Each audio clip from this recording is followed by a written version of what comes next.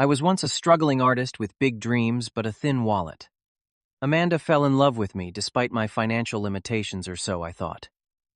She claimed to value passion over possessions, creativity over cash. My mother never tried to hide her preference for my older brother Jackson, the golden child with the Midas touch.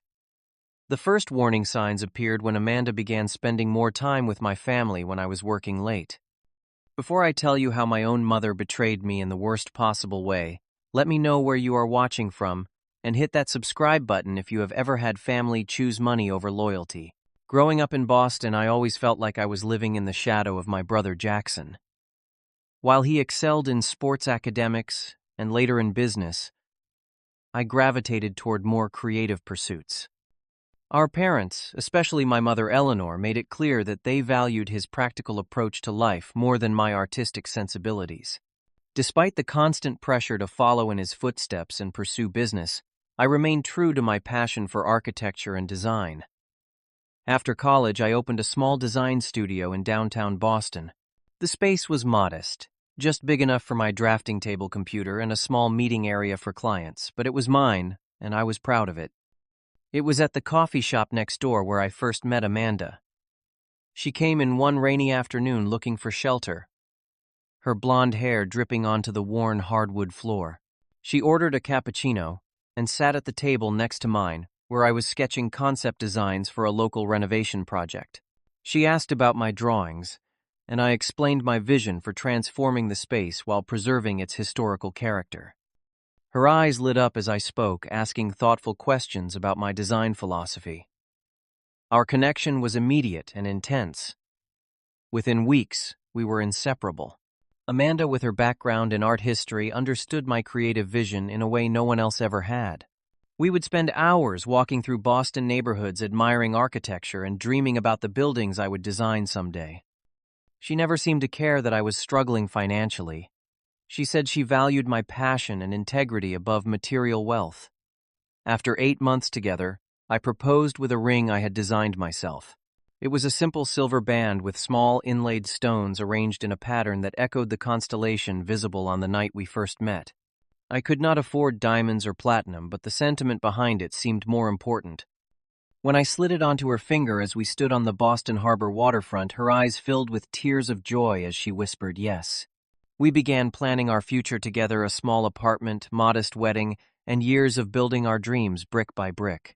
Amanda talked about supporting my career while working at an art gallery, and I believed we were perfectly aligned in our vision for the future. Everything changed when I landed an apprenticeship with Harold Myers, one of the most innovative architects in the Northeast. The position was prestigious, but paid barely enough to cover my student loans and rent. When I shared the news with Amanda, her congratulations seemed sincere, but I noticed a flicker of something else in her expression, concern perhaps, or disappointment. A week later, I brought Amanda to Sunday dinner at my parents' suburban home. My mother Eleanor, always impeccably dressed and coiffed, welcomed Amanda warmly while barely acknowledging my presence. My father, a quiet man who had long ago surrendered to my mother's domineering personality, offered a brief handshake before returning to his newspaper. Jackson arrived late as usual, but made a grand entrance in his new luxury sedan. I noticed how Amanda's eyes widened at the sight of him in his tailored suit, casually mentioning his recent property acquisition in Back Bay. During dinner, my mother barely asked about my new position, dismissing it with, "Well, I suppose everyone has to start somewhere." Meanwhile, she fawned over Jackson's latest business deal and encouraged him to tell Amanda about his vacation home in Nantucket. I noticed how attentively Amanda listened to Jackson, asking questions about his investments and lifestyle. I told myself she was just being polite, but uneasiness settled in my stomach like a stone.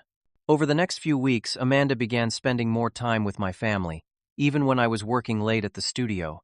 She explained that my mother had taken a special interest in her, mentoring her about Boston society and introducing her to connections in the art world. I should have been suspicious, but I was so consumed with proving myself at my apprenticeship that I pushed my concerns aside. Then came the gifts. First, it was a designer handbag that Amanda claimed she found on sale. Next, a pair of expensive earrings she said were a thank you gift from my mother for helping with a charity event. I discovered a new cashmere coat in our closet that she hastily explained was a hand-me-down from a cousin. One evening I came home early to find Amanda on the phone speaking in hushed tones. When she saw me, she quickly ended the call and became defensive when I asked who she was talking to. That night, while she was showering, I did something I never thought I would do.